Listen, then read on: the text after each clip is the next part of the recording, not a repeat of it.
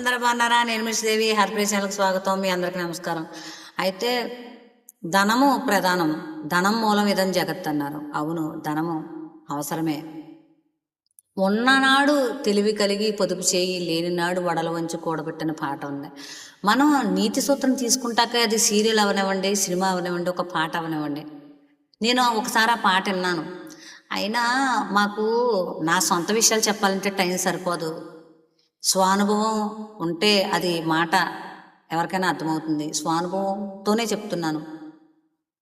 డబ్బులు పొదుపుగా ఖర్చు పెట్టండి. డబ్బులు సంపాదిత్తం ఎంత ఎక్కువైనా తక్కువైనా కూడా ఖర్చు పెట్టేది మాత్రం లెక్కగా ఉండాలి. సంపాదించింది మొత్తం దాసేయద్దు. సంపాదనలో 6వ వంతు ధర్మకార్యాలకి వినియోగించండి. లేకపోతే ఈ గృహస్థాశ్రమంలో వచ్చినందుకు మనకి సార్థకత దొరకదు. నోములు వ్రతాలు చేయండి, నామస్మరణ చేయండి, ఈశ్వర నామస్మరణ చేయండి. ఎంత తినాలో అంత తినండి, అంతకు మించి తినకూడదు. ఎందుకంటే మన దేహంలో అనేకమైనటువంటి రోగాలు ఉంటాయని చెప్తారు పెద్దలు. మనం అధికంగా తినడం వల్ల రోగాలు ప్రబలిపోతాయంట. తక్కువగా ఎంత అవసరం అంత తింటే రోగాలకి శక్తి తగ్గి ప్రబలపోవడం ఆగిపోతుంది. నిరంతరము కూడా మనం డబ్బు పట్ల లక్ష్యం కలిగి ఉండాలి. అది మనల్ని రక్షిస్తుంది. ఏదైతే పొదుపు ఉందో అది మనల్ని కాపాడుతుంది.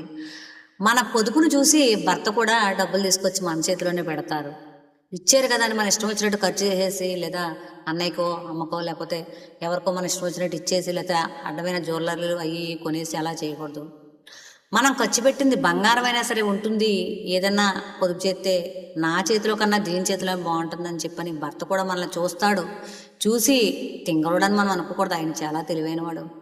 చూసి అప్పుడు మనకి ఇవ్వాల వద్దని చెప్పని ఆలోచిస్తారు. మనం తెలివిగా పొదుపు చేద్దాం, చక్కగా ఖర్చు పెట్టుకుందాం, ధనాన్ని వినియోగం చేసుకుందాం. ఈ పొదుపు కాన్సెప్ట్ నచ్చితే హ్యాపీ ఛానల్ లైక్ చేయండి, షేర్ చేయండి. బాయ్.